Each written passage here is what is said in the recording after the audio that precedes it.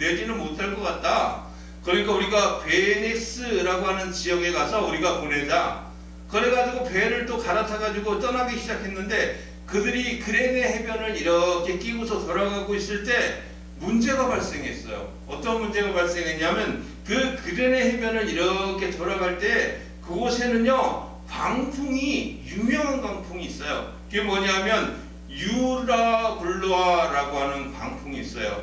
유라굴로라라고 발음이 좀 어려운데 이 유라굴로라라고 하는 광풍이 때마침 지나갈 때 불어닥쳐가지고 몇 날 며칠을 나갈 수가 없는 거예요. 거의 죽게 되었어요. 이 광풍이 유명해가지고 난파되는 많은 배들이 그곳에서 거의 다 난파되는 지역이지요.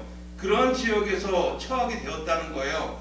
그랬을 때 백부장과 선장과 선주는요, 백부장이요 누구 말을 더 신뢰하냐 하면 백부장이 선장하고 선주의 말을 더 신뢰를 해요. 그래서 있는 물건들도 막 바깥으로 내보내고 버리고 막 이러면서 아등바등 살려고 그래요. 그런데 사도 바울이요 그들을 향해서 뭐라고 말하냐면 이렇게 말해요. 보십시오. 사도행전 27장 23절부터 25절에 사도 바울의 고백이에요. 그거 뭐라냐, 내가 속한 바 곧 내가 섬기는 하나님의 사자가 어젯밤에 내 곁에 서가지고 말하되 바울이 두려워하지 말라. 내가 가이사 앞에 서야 하겠고 또 하나님께서 너와 함께하는 항해자를 다 내게 주셨다 하였으니 그러므로 여러분이요 안심하라. 나는 내게 말씀하신 그대로 되리라고 하나님을 믿노라. 이렇게 말하고 있어요. 여러분 백부장 같이 타고 있던 책임졌던 죄수들을 압송하는 백부장이요 선주와 선장의 말을 듣고 있는 그때에 그 선장, 백부장, 선주들에게 뭐라고 이렇게 말했냐면 이렇게 말했다는 거예요. 나는 하나님을 믿는다는 거예요. 그리고 하나님의 말씀대로 그대로 될 거라는 거예요. 그러면서 나는 하나님을 믿는다 이러면서 나는 가이사 앞에 서게 될 것이고 너희와 함께 항해하는 자들, 그러니까 백부장, 선주, 선장, 그리고 배에서 일하고 있는 일꾼들 다 살아남아서 갈 거라는 거예요. 광풍이 울고 몰아치고 이제 막 배가 파산하려고 하는 그 시점에 그들은요 그렇게 믿음으로 사도 바울이 고백했다는 거지요. 여러분 믿음은 이것을 말해요. 아무리 자연적인 재해가 우리를 침범한다 할지라도 나는 하나님을 믿고 하나님의 사자가 나한테 와가지고 말한 그 내용을 나는 그대로 믿는다는 거예요. 의심 없이 믿음으로 받아들인다는 거예요. 여러분 믿음으로 살아가는 저와 여러분 되기 바랍니다. 두 번째 교훈은요 오늘 25절부터 27절까지의 말씀이에요. 어떤 말씀이냐 하면 이제 다른 제자들이 그에게 이르되 우리가 주를 보았노라 하니 도마가 이르되 내가 그의 손자국을 보며 내 손가락을 그 못자국에 넣으며 내 손을 그 옆구리에 넣어보지 않고는 믿지 않겠노라. 나는 직접 만져보고 내가 그 상처난 부위마다 손, 옆구리 다 손을 넣어가지고 만져봐야지만 믿겠다는 거예요. 그런데 여드레가 지나서 여드레 6일이 지나고 난 이후에 제자들이 다시 집안에 있을 때 도마도 함께 있었어요. 이제 12명이 다 있는 거지요. 도마도 있고 문들이 닫혔는데 예수께서 오사 가운데 일으서서 너에게 평강이 있을지어다. 두 번째 평강을 그들에게 말하고 있어요. 그러면서 도마에게 말합니다. 도마를 바라보시고 예수님이 말하는 거예요. 내 손가락을 이를 내밀어 내 손을 보고 내 손을 내밀어 내 옆구리에 넣어보라. 그리하여 믿음 없는 자가 되지 말고 믿는 자가 되라. 이렇게 말합니다. 그리고는 28절에 그의 고백이 나와 있지요. 28절에 그의 고백이 나와 있습니다. 도마의 고백이에요. 만져보고 난 다음에 고백이 나와 있어요. 이 고백은 뭐라고 말하냐면 이렇게 말해요. 28절에 나의 주님이시여 나의 하나님이시니이다. 나의 주의 나의 하나님이라는 거예요.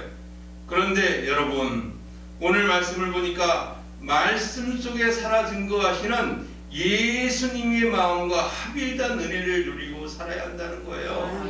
여러분 의심으로 가득 차가지고 내 만져보고 내가 목도하고 체험하지 아니하면 나 믿지 않아.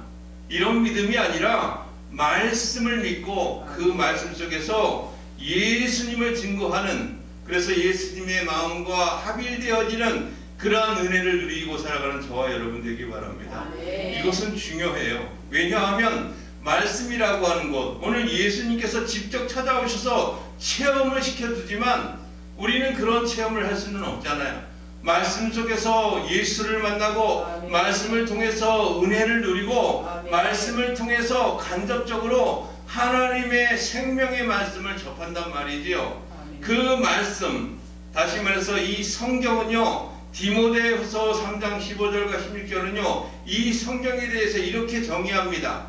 또 어려서부터 성경을 알았나니 성경은 능히 너희로 하여금 그리스도 예수 안에 있는 믿음으로 말미암아 구원에 이르게 하는 지혜가 있게 한다, 이렇게 말하고 있어요. 여러분, 구원에 이르게 하는 지혜, 그것이 뭐라고요? 성경이다, 이렇게 말해요.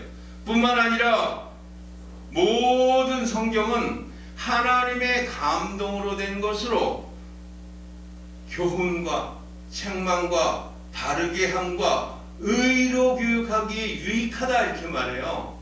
여러분, 하나님의 말씀은 이러한 모습이 있다는 겁니다. 하나님의 감동으로 쓰여져 있고 그 안에는 교훈과 책망과 바르게 함, 의로 교육하기에 아주 유익한 것들이 잔뜩 담아 있다는 거예요. 아멘. 여러분, 말씀 속에 살아 증거하시는 예수님, 말씀 속에 하나님의 말씀 속에 우리를 변화시키는 것들이 가득가득 담겨 있다는 거예요. 아멘. 이 말씀을 의지하고 믿고 살아가는 저와 여러분 되기 바랍니다. 아멘. 세 번째 교훈은요, 이제 제가 28절은 제가 말씀드렸으니까 29절부터 31절까지 말씀을 통해서 뭐라고 말하냐면 이렇게 간단하게 말합니다. 예수 믿고 온전한 믿음의 사람으로 거듭나라, 이렇게 말하는 거예요. 예수 믿었다면 온전한 믿음의 사람이 되어야 한다는 거예요. 예수 믿었다면 거듭낸 삶, 성숙된 삶을 살아야 한다는 겁니다. 예수 믿었는데도 여전히 불완전한 믿음을 가지고 있다면 완전한 믿음이 되려고 노력하십시오. 이 완전함은요 중요해요. 어느 정도로 중요하냐면 열심히 여러분 살아가다가 한 번 잘못하면 9가지가 다 사라지는 거예요. 한 번 잘못하면 그 한 번으로 인해서 다른 사람의 지탄이 되어지고 다른 사람의 타겟이 되어지고 그 한 번 때문에 9이라는 수고가 다 사라진다는 거야. 온전한 믿음이란 10가지 중에 10가지가 다 만족함을 줄 수 있는 삶을 말해요. 9가지는 만족하고 1가지는 실망 주는 삶이 아니라 10가지가 다 하나님 앞에 만족하는 삶을 살아야 한다는 거예요. 완벽하라는 얘기가 아니지요. 완벽한 믿음을 하나님은 추구하지 않아요. 온전한 믿음이라고 말하지요. 완벽한 믿음이다 라고 말하지 않아요. 왜 그럴까요? 우리 인간은요 살다 보면 허와 실이 너무 많기 때문이에요. 연약함도 많고 나약함도 많고 가련함도 많고 그리고 죄성도 있잖아요. 성경에 나와 있는 믿음의 선진들을 바라보세요. 다윗이요 완벽합니까? 완벽하지 않아요. 다윗도 죄를 짓잖아요.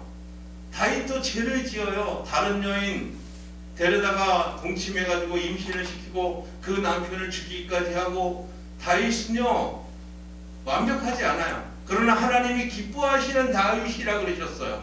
왜 그럴까요? 완벽하지는 않지만 그러나 온전한 믿음을 향해서 열심히 나아가기 때문이에요.